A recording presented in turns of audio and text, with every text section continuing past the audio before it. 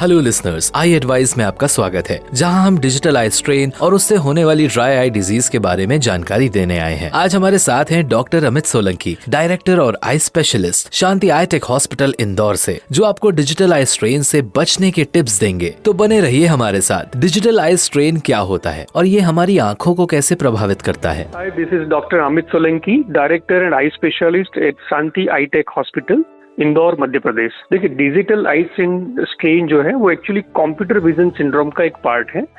It is a group of I and vision related problems जो हम prolong use screen पे देखते हैं, चाहे मोबाइल हो, लैपटॉप हो, उसकी वजह से जो हमारी आंखों में स्ट्रेन पड़ता है या फटीग होता है, that is known as a digital eye. Digital eye strain के सबसे कॉमन सिम्टम्स क्या होते हैं जिनसे लोगों को सतर्क रहना चाहिए? डिजिटल आई स्ट्रेन में मोस्टली जो भी 90% पेशेंट्स हैं उनको ये सिम्टम्स होते हैं कि they feel very dryness in the eyes, irritation, tearing, आंखों में फटीग या पेन होना, हेडेक होना।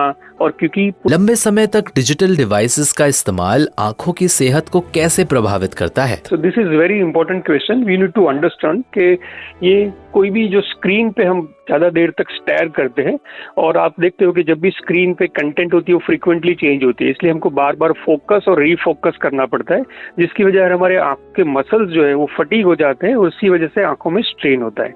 दूसरा चीज कि जब भी हम स्क्रीन पे लगातार कंसंट्रेट करते हैं तो हमारा जो ब्लिंकिंग रेट है, पल के झुपकाने का जो रेट है, वो कम हो जाता है। उसकी वजह से आंखों में ड्राइनेस हो जाती है और इरिटेशन होता है।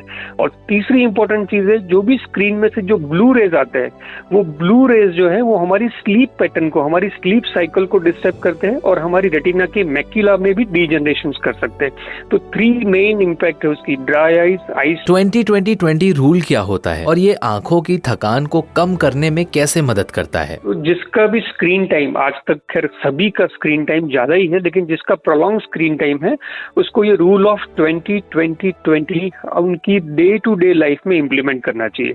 इसमें हर 20 मिनट्स में 20 सेकंड्स का ब्रेक लेके आपको कोई भी ऐसी वस्तु जो 20 फीट की दूर पे है वहां पे देखना चाहिए।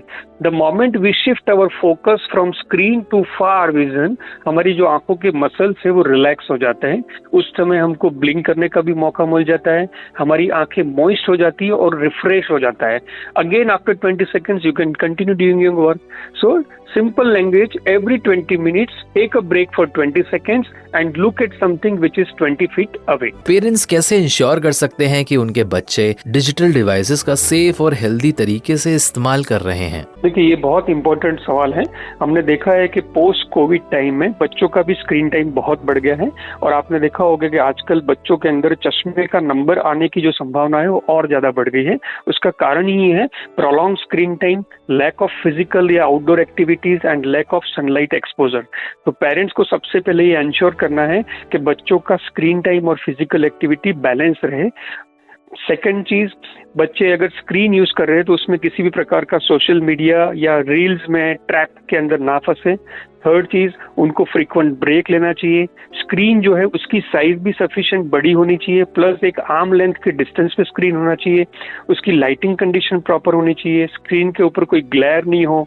ये भी ध्यान रखे कि वो रूल ऑफ 20-20-20 को इम्प्लीमेंट्स करे, अपनी पलकों को झपकाए, बार बार ब्रेक लेते रहे, अपनी बॉडी को हाइड्रेटेड रखे, ज्यादा पानी पिए, ग्रीन लीफी वेजिटेबल्स और फ्रूट्स का इस्तेमाल करे।